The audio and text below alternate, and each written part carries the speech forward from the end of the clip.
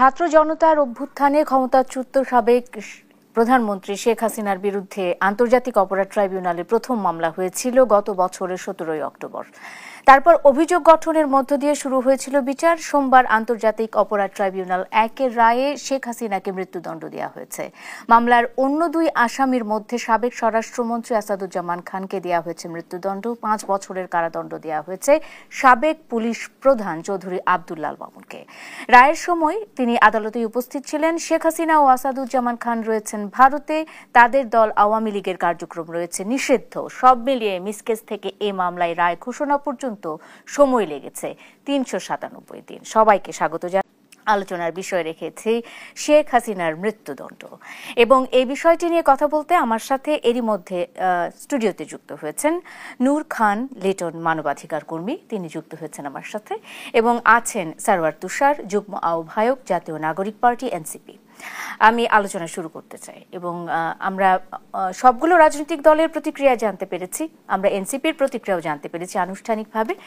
তারপরও আমি সামনাসামনি এনসিপির বক্তব্য শুনতে চাই, প্রতিক্রিয়া জানতে চাই। সারওয়ার তুষার, আপনাকে দিয়ে আলোচনা শুরু করতে চাই। এই রায় কতটুকু সন্তুষ্ট করতে পেরেছে আপনাদের? আপনাকে ধন্যবাদ এবং সহ আলোচক শ্রদ্ধেয় লিটন ভাইকে আমি শুভেচ্ছা জানাই। এটা যে আমরা সন্তুষ্ট এই রায়ে, এবং আমরা মনে করি যে এখানে এটা তো রায় হলো, এখন হচ্ছে প্রধান কাজ হচ্ছে যে বিচারটা কার্যকর করা এবং সেই বিচারের জন্য তাকে বাংলাদেশে ফিরিয়ে আনার জন্য যে ধরনের তৎপরতা দরকার সেটা করা, এবং বাংলাদেশের মাটিতে শেখ হাসিনার তিনি যে ধরনের হত্যাকাণ্ডের মধ্য দিয়ে বাংলাদেশকে নিয়ে গেছেন, এবং এরকম একটা যেটা জাতিসংঘ বলেছে যে মানবতা বিরোধী অপরাধ সংঘটিত হয়েছে বাংলাদেশে, ফলে এটার বিচার হতে হবে। রায় হয়েছে, এটা খুবই ভালো। কারণ আপনি দেখতে পেয়েছেন যে আজকে কিন্তু অনেক শহীদ পরিবার, আহতরাও সে ট্রাইব্যুনালে ছিলেন এবং অন্যান্য অনেকেই ছিলেন। ফলে এটার বিচার হওয়ার ক্ষেত্রে কোনো ধরনের আমি মনে করি যে এই রায় নিয়ে কোনো ধরনের বিতর্ক, কারণ এটা একটা ওপেন ট্রায়াল হয়েছে। ওপেন ট্রায়াল হচ্ছে, সবাই দেখেছে, সারা দেশ দেখেছে, বিদেশি বিভিন্ন মিডিয়া এটাকে লাইভ টেলিকাস্ট করেছে। অতীতে যেরকম ক্যাঙ্গারু কোর্ট বানিয়ে বিচার করা হতো, এটা কিন্তু সেরকম কোনো বিচার হয়নি, এটা একেবারে স্বচ্ছ। এবং আপনি বললেন যে 397 দিন শুধুমাত্র এই মামলার ক্ষেত্রে লেগেছে, অর্থাৎ যতটুকু সময় নেওয়া দরকার ততটুকু সময় তারা নিয়েছে, এবং এর মধ্য দিয়ে আমরা ধারণা পেলাম যে আসলে কতদিন লাগবে, অন্যান্য মামলাগুলোর ক্ষেত্রে কতদিন লাগতে পারে। তার মানে কেউ যদি এই টাইমের মধ্যে এই মামলাগুলো নিষ্পন্ন না করে, তারা বুঝতে হবে তারা এক্ষেত্রে ঢিল দিচ্ছে। অর্থাৎ আমি বলতে চাচ্ছি যে পরের সরকার যারা আসবে, তারা যদি রাজনৈতিক কারণে, নানা কারণে, এরকম হতেই পারে, বাংলাদেশে এরকম হয় যে আরো যে সমস্ত মামলা আছে সেগুলোর ক্ষেত্রে তারা ধরা যাক একটু শিথিল করে দিল, তার মানে তখন বোঝা যাবে যে 397 দিন হচ্ছে একটা, কারণ এটা সবচেয়ে সেন্সিটিভ মামলা ছিল। এটা যেহেতু 397 দিন লাগলো, তার মানে অন্যগুলো এর চেয়ে বেশি লাগার কোনো কারণ নাই।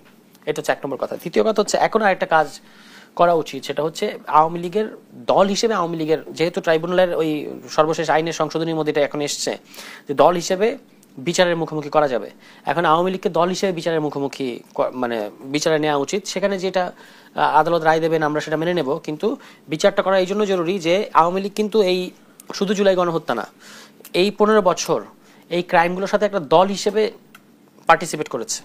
এটা শুধু শেখ হাসিনার একার কর্মকাণ্ড না, ইভেন এই জুলাই গণহত্যাতেও তার সর্বশেষ 2 দিন, 4-5 তারিখ, 3-4 তারিখ, এই দিনগুলোতে বেশি হত্যাযজ্ঞ ঘটিয়েছে আসলে আওয়ামী লীগের নেতারা, এবং সেটা শেখ হাসিনার সরাসরি নির্দেশে তারা নেমেছে। ফলে একটা পুরো দল এখনো পর্যন্ত তাদের যদি আপনি রিয়াকশন দেখতে পান, তারা বাংলাদেশকে অস্থিতিশীল করার জন্য যা করলো এই গত 1 বছর 1.5 বছর যা করে চলেছে, এই সমস্ত কিছুর দায়ভার আসলে এই গোষ্ঠীটার। আমরা তো আর তাদেরকে দলও বলতে চাই না, কারণ তাদেরকে আদালতের মধ্য দিয়ে প্রমাণ করে আসতে হবে তারা একটা রাজনৈতিক দল। ফলে এখন একটা জিনিস হলো যে দুটো কথা, একটা হলো যে রায় হয়েছে, এখন বিচার কার্যকর করার জন্য আমাদের যেহেতু বন্দি প্রত্যর্পণ চুক্তি আছে ভারতের সাথে, সেইখানে দ্বিপাক্ষিক এবং আন্তর্জাতিক জাতিসংঘকে ইনভলভ করে তৎপরতা চালানো উচিত।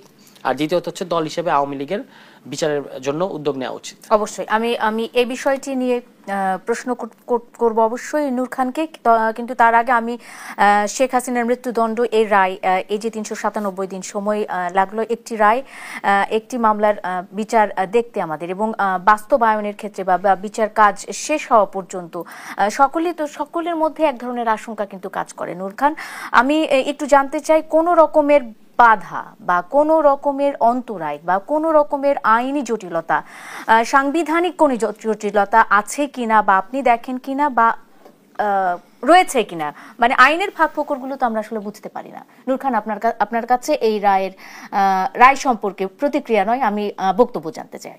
দেখেন, খুব স্পষ্ট, সেটা হচ্ছে রায়টি হচ্ছে জুলাই আগস্টকে কেন্দ্র করে।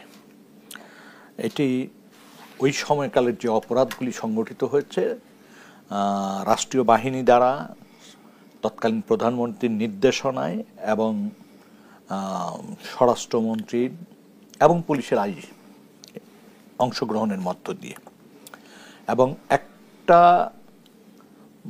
মামলার একটা অভিযোগের কয়েকটা দিক থাকে। অভিযোগগুলি এসছে এক একজনের বিরুদ্ধে 5টা বা 6টা অভিযোগ করে, এবং এইটা একটা দীর্ঘ প্রক্রিয়া অনুসরণ করা হয়েছে, অর্থাৎ ইনভেস্টিগেশন হয়েছে, এবং ইনভেস্টিগেশনের স্বচ্ছতা আমরা দেখেছি।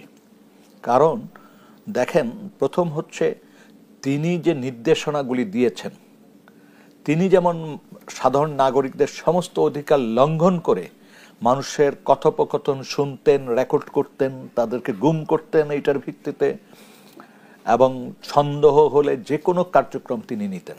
অর্থাৎ তার 15.5 বছরের যে শাসন আমল, সেই আমলের অধিকাংশ সময় এত বর্বরতা গেছে, এত নৃশংসতা, এত নিষ্ঠুরতা, এবং তিনি সেই ঘটনাগুলির সাথে যে এককভাবে একা যুক্ত তা না, তিনি তার নীতি নির্ধারকদের যারা আছেন সবাইকে যুক্ত করেছেন, বাহিনীগুলির প্রধান থেকে গুরুত্বপূর্ণ যারা ছিলেন তাদেরকে যুক্ত করেছেন, গোয়েন্দা সংস্থাগুলিকে যুক্ত করেছেন, এবং রাষ্ট্রীয় পৃষ্ঠপোষকতায়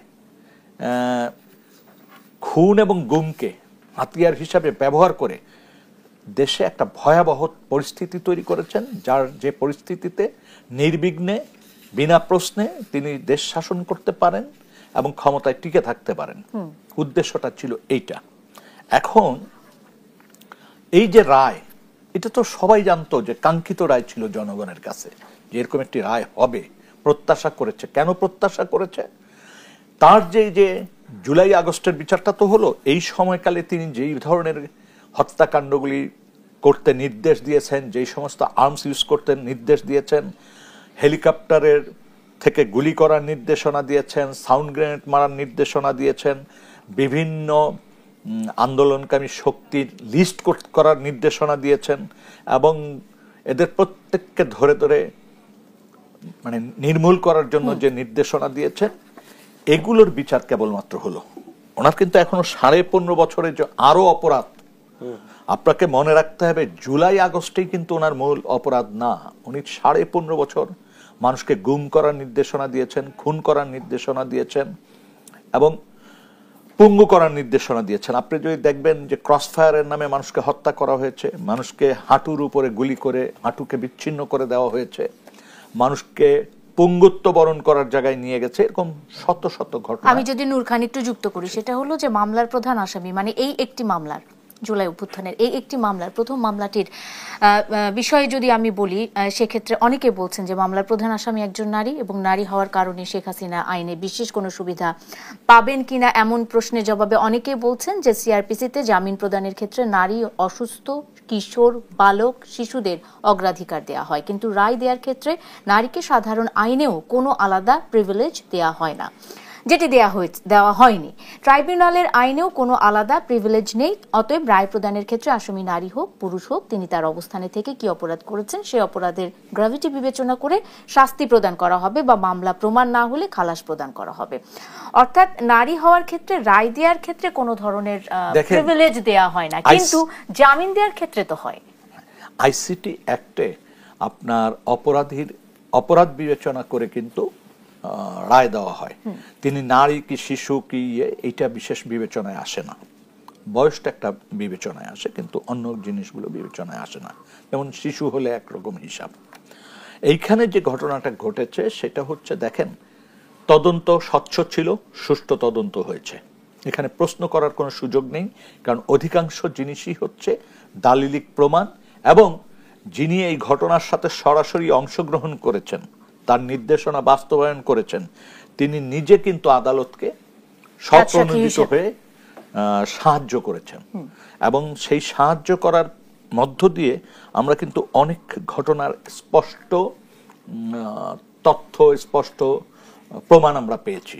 তারপরে ধরেন শেখ হাসিনা নিজেই জনগণের মানে নাগরিকের অধিকার লঙ্ঘন করে নাগরিকের কথাবার্তা যেভাবে রেকর্ড করেছেন, আসলে ওনারটাও তো রেকর্ড হয়েছে এবং সেটাই এখন ওনার বিরুদ্ধে ব্যবহার হলো।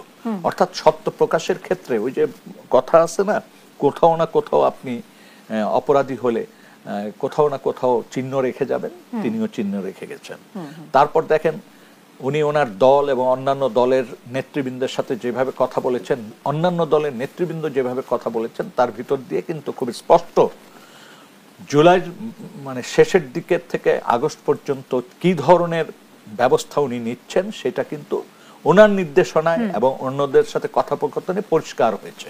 আমি একটা বিরতিতে যাব, নূর খান লিটন, আমি একটা বিরতিতে যাব। বিরতির পর নিশ্চয়ই ফিরে এসে এই বিষয়গুলো নিয়ে আলোচনা করব। দর্শক, ZSRM নিবেদিত দেশ সন্ধ্যা একটা বিরতি নিয়ে ফিরছে, এক্ষুনি সঙ্গে থাকুন।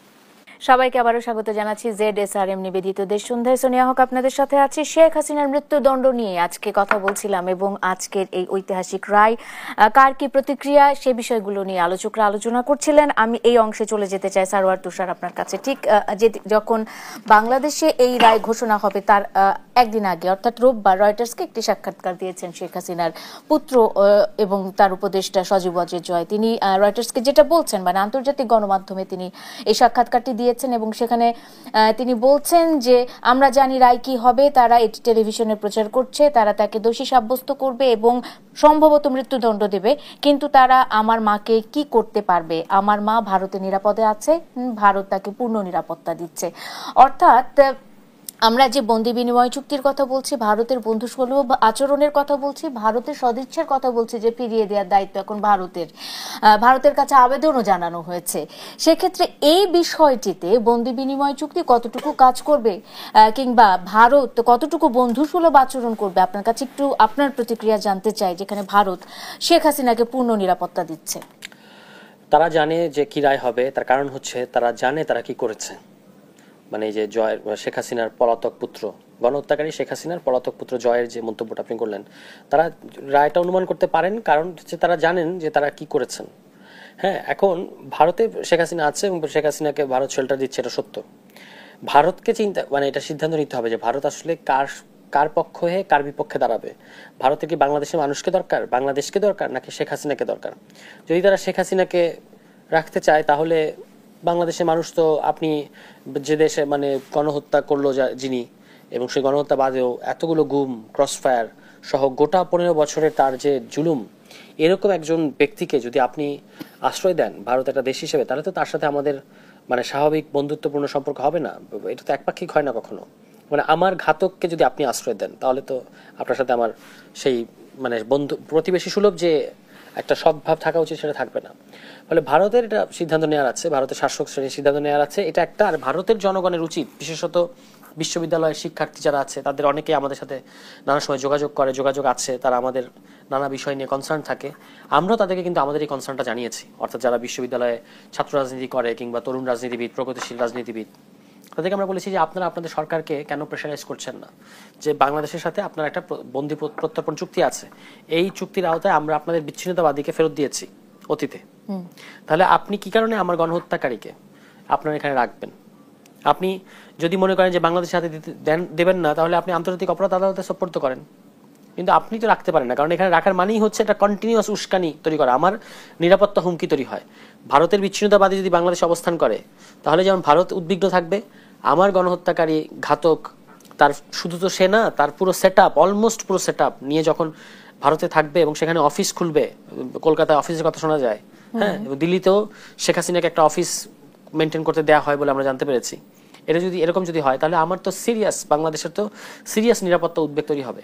ফলে ভারতকে এটা সিদ্ধান্ত নিতে হবে যে আলটিমেটলি আমাদের সাথে যদি তারা সুসম্পর্ক চায়, আমরা অবশ্যই ভারতের যে নিরাপত্তা উদ্বেগ, ভারতের যেন সার্বভৌমত্ব বিরোধী কোনো পদক্ষেপ আমাদের এখানে যেন না চলে, কোনো বিচ্ছিন্নতাবাদী তৎপরতা আমাদের দেশকে ব্যবহার করে না হয়, এটা যেমন আমরা নিশ্চিত করব। ভারতের নিশ্চিত করার দায়িত্ব হচ্ছে যে আমার গণহত্যাকারী সেখানে শুধু বসে নেই, আরো গণহত্যা, তিনি অলরেডি বলেছেন যে আমি আরো 300 মানুষকে হত্যা করার লাইসেন্স পেয়ে গেছি, এখনো তিনি দেশ বিরুদ্ধে ষড়যন্ত্র করে চলেছেন।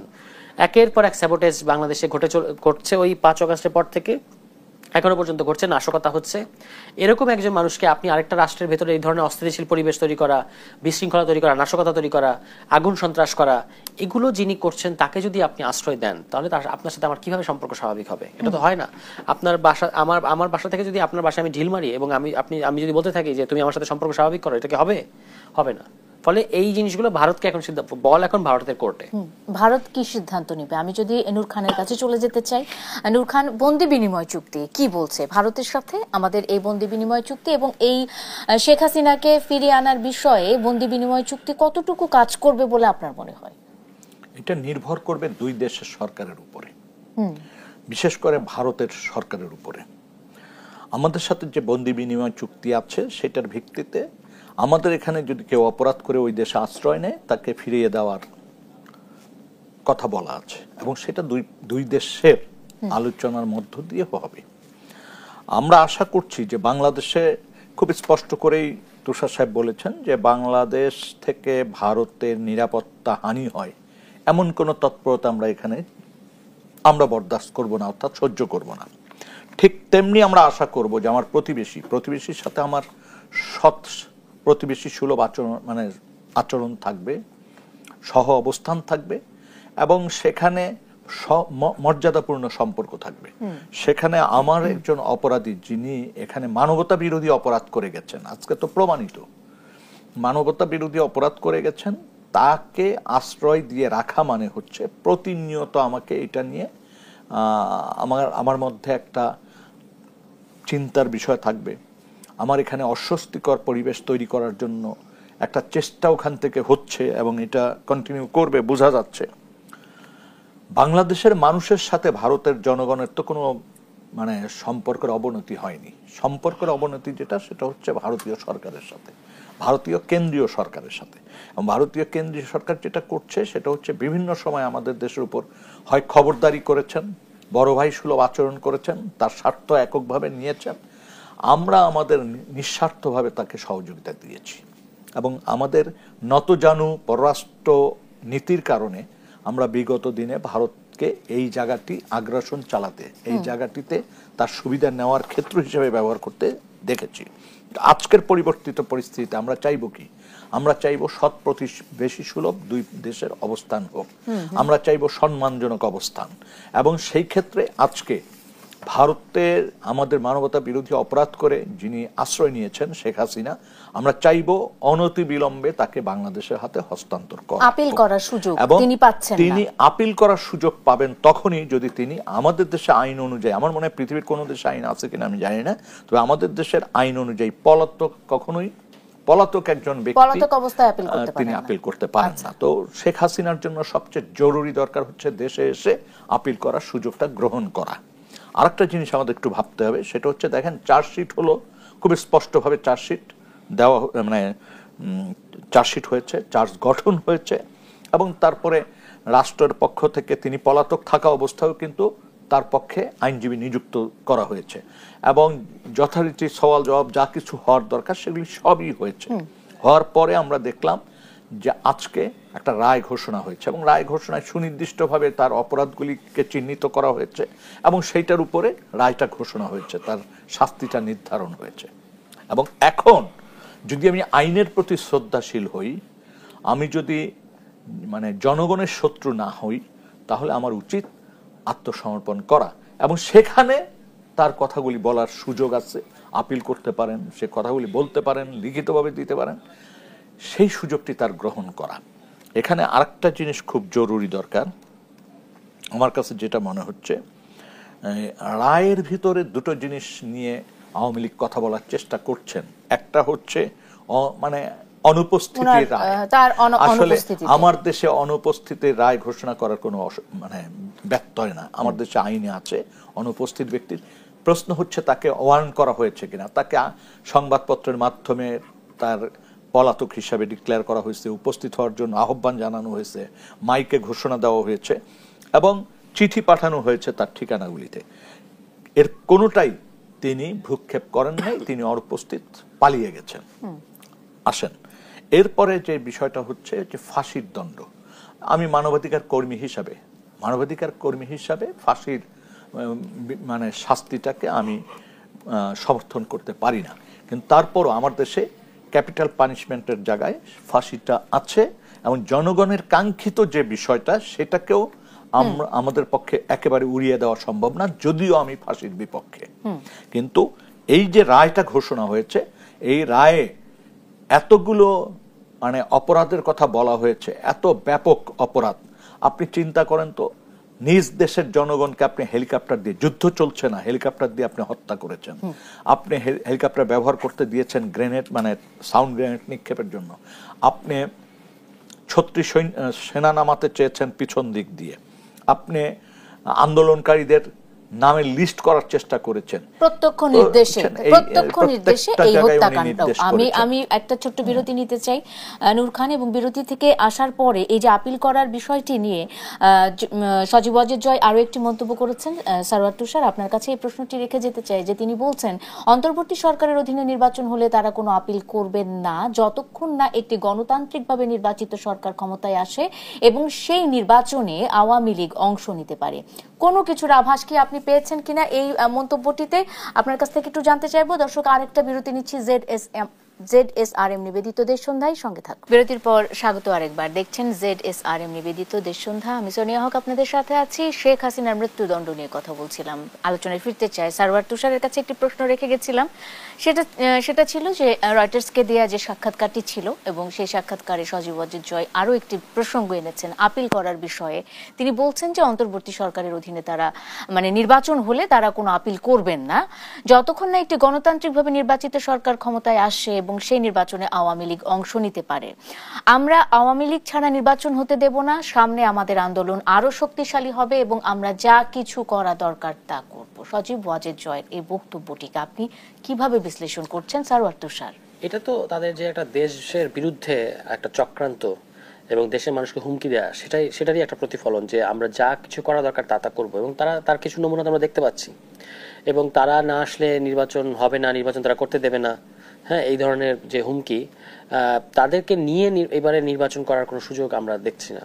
বরং তাদেরকে আনলে, তারা যদি নির্বাচন একটা পক্ষ হয়, তাহলে দেশের মধ্যে একটা সংঘাতময় পরিস্থিতি তৈরি হবে। কারণ বাংলাদেশের মানুষের এবং বিভিন্ন রাজনৈতিক দলের, ফ্যাসিবাদ বিরোধী রাজনৈতিক দলের, তাদের প্রতি যে ধরনের ক্ষোভ বিদ্যমান, তারা তো প্রতিরোধ করতে চাইবে আওয়ামী লীগকে। তখন ইলেকশনের একটা পার্টি হিসেবে তাদেরকে সেফগার্ড করতে কিন্তু পুলিশ প্রশাসন বাধ্য। তখন আমরা পুলিশকে দোষ দিতে পারবো। আইনগতভাবে এখন পর্যন্ত কোনো সিদ্ধান্ত হয়নি আওয়ামী লীগের বিষয়ে। সেখানে এই সিদ্ধান্তটি যে আপনি বলছেন যে তাদেরকে নিয়ে আসলে নির্বাচন করাটা এবার সম্ভব নয়, এটি কি এনসিপি সিদ্ধান্ত? না, এনসিপি সিদ্ধান্ত নয়। এটা এখন এটার ব্যাপারে একটা রাজনৈতিক ঐক্যমত্য আছে সমস্ত রাজনৈতিক দলের মধ্যে। সবসময় তার আইনের ব্যাপারটা মুখ্য ব্যাপার থাকে না। তাদের সাংগঠনিক কার্যক্রম স্থগিত আছে, তাদের মার্কা স্থগিত আছে, এবং তারা বিচারিক দল হিসেবে বিচারিক প্রক্রিয়া ফেস করতে যাচ্ছে। এবং আপনার বলা হয়েছে এবারে যে আপনার নির্বাচন কমিশনের যে আরপিও সংশোধনী, সেখানে বলা হয়েছে যে যারা ফেরারি আসামি তারা কিন্তু এবার ইলেকশন করতে পারবে না। আপনাকে তো ইলেকশন করতে গেলে সশরীরে এসে মনোনয়ন নিতে হবে। হ্যাঁ, ফলে তাদের আসলে নির্বাচন করার কোনো বাস্তবতা আমরা দেখতে পাচ্ছি না। এবং যে ধরনের হুমকি তারা দিচ্ছে যে নির্বাচন করতে দেবে না, নির্বাচন হবে না, তারা অনেক চেষ্টা করবে, কিন্তু আমার ধারণা যে শেষ পর্যন্ত সফল হবে না। কারণ বাংলাদেশের মানুষ এবং সমস্ত রাজনৈতিক দল, অন্যান্য সমস্ত ফ্যাসিবাদ বিরোধী সকল রাজনৈতিক দল নির্বাচন, সুষ্ঠু নির্বাচন এবং সংস্কার, এগুলোর ব্যাপারে তাদের নিজস্ব কিছু মত পার্থক্য থাকা সত্ত্বেও এই ব্যাপারগুলোতে ফুললি কমিটেড আছে। ফলে আওয়ামী লীগের এখানে আমি মনে করি যে নো চান্স। ওকে, আমি নিশ্চয়ই এই বিষয়টি নিয়ে কথা বলবো নূর খান লিটনের সাথে। নূর খান লিটন, আমি দল হিসেবে আওয়ামী লীগের বিচারের কথা বলছেন সারওয়ার তুষার, সেখানে আমরা সজীব ওয়াজেদ জয়ের বক্তব্য শুনেছি যে আওয়ামী লীগ ছাড়া নির্বাচন হতে দেওয়া হবে না, অর্থাৎ এই 2026-এর নির্বাচনের কথাই তো তিনি বলছেন নাকি? আর আমি যদি আরেকটু যুক্ত করতে চাই, সেটা হলো যে গণ অধিকার পরিষদের সভাপতি নুরুল হক নূর বলেছেন 24-এর গণ অভ্যুত্থানের মধ্য দিয়ে আওয়ামী লীগ যেহেতু জনগণের কাছে প্রত্যাখ্যাত হয়েছে, আমরা মনে করি শীর্ষ নেতারা দেশ থেকে পালিয়ে গিয়ে তাদের রাজনীতিকে কার্যত কবর দিয়ে গেছে। কাজেই আওয়ামী লীগের সাধারণ কর্মী, সমর্থক কিংবা সাধারণ নেতা কর্মীদের রাজনৈতিক অধিকার রয়েছে, মানবাধিকার রয়েছে। তারা যদি কোনো দল করতে চায়, সেই দলে যেন তাদের ওয়েলকাম করে, আমার আহ্বান সেটি। নুরুল হক নূর এই কথাটি যে বলছেন, কতটুকু দায়িত্ব নিয়ে বলছেন? আওয়ামী লীগের লোকজন মানে অন্য কোনো রাজনৈতিক দল করতে গেলে তাদেরকে যেন ওয়েলকাম করা হয়, তারা কি সেই আদর্শ থেকে বের হয়ে এসে নতুন আদর্শে মিশতে পারবে? দেখেন, বাংলাদেশের দুর্ভাগ্য হলেও সত্য যে বিভিন্ন সময় আমরা দল পরিবর্তনের কালচারটা দেখেছি। আজকে দল কালকে ওই দল, আজকে ক্ষমতায় যাচ্ছে যে দল সেই দলে ঢুকে পড়া, এই ধরনের কার্যক্রম আমরা দেখেছি। কিন্তু এইবারের যে ঘটনাটা হয়েছে, যে একটা গণ অভ্যুত্থান এমনভাবে হয়েছে হাজার হাজার মানুষের মৃত্যুর মধ্য দিয়ে, এবং সেখানে স্বাভাবিকভাবে মানুষের ভিতর প্রচণ্ড ক্রোধ ক্ষোভ জন্ম নিয়েছে। এরকম একটি পরিস্থিতিতে আওয়ামী লীগকে নির্বাচনের মাঠে আসার সুযোগ খুবই ক্ষীণ। আরেকটা জিনিস আপনি দেখেন খেয়াল করে, যে আওয়ামী লীগের নেত্রী শেখ হাসিনা নিজে বলেছেন আমি টুক করে দেশে ফিরব। এখন আর উনি ওইটা বলছেন না, এখন তার ছেলে বলতেছে যে আমরা তো ভালোই আছি ভারতে। তো এই যে একটা অবস্থার পরিবর্তন, এটা আমাদের বুঝতে হবে যে এই অবস্থার পরিবর্তনটা কেন। পরিবর্তনটা এই কারণে যে তারা গত 1 বছর বা তার কিছু সময় বেশি তারা লক্ষ্য করেছে যে বাংলাদেশের মানুষ আওয়ামী লীগকে পরিত্যক্ত করেছে, ত্যায্য করেছে। সুতরাং এই জায়গার থেকে তাদের আসার সুযোগ এই অবয়বে নেই। একটা জিনিস সবসময় মনে রাখতে হবে, যে সর্বক্ষেত্রে ইনক্লুসিভ বিষয়টাকে চিন্তা করা উচিত আমাদের। কিন্তু ইনক্লুসিভ মানে এই না যে মানবতা বিরোধী অপরাধীদেরকে নিয়ে আমরা দহরম মহরম করব। যাদের বিরুদ্ধে অপরাধ সুনির্দিষ্টভাবে আছে, এবং আইসিটিতে একটা ব্যাপার আছে যে আইসিটিতে কিন্তু এখন রাজনৈতিক দলের বিষয়ে সিদ্ধান্ত, মানে বিচার, রাজনৈতিক দলের বিচার করারও সুযোগ আছে। সেই ক্ষেত্রে আদালতের উপর আস্থা রেখে ওই জায়গাটিতে আমি কোনো মন্তব্য করতে রাজি না। তবে স্বাভাবিকভাবে আমি চাই সোসাইটিতে এমন জায়গায় আমরা এসছি গত 50-60 বছর স্বাধীনতার পর, যেখানে ইনক্লুসিভ বিষয়টাকে মানে অবহেলা করা হয়েছে দীর্ঘদিন ধরে। এটা আজকের নতুন না, দীর্ঘদিন ধরে। যেমন একসময় আমরা দেখেছি জামাতকে কিভাবে একটা বিএনপিকে নিষিদ্ধ করারও কিন্তু বারবার প্রস্তাব তোলা হয়েছে আওয়ামী লীগের পক্ষ থেকে, এবং জামাতকে নিষিদ্ধ করে দিল। এবং এখন এসে আমরা এই জিনিস চিন্তা করছি, আমাদেরকে আসলে চিন্তার যে জায়গাটা তৈরি করতে হবে সেটা হচ্ছে অপরাধীদের যাতে কোনোভাবে পার না পায় সেইটা।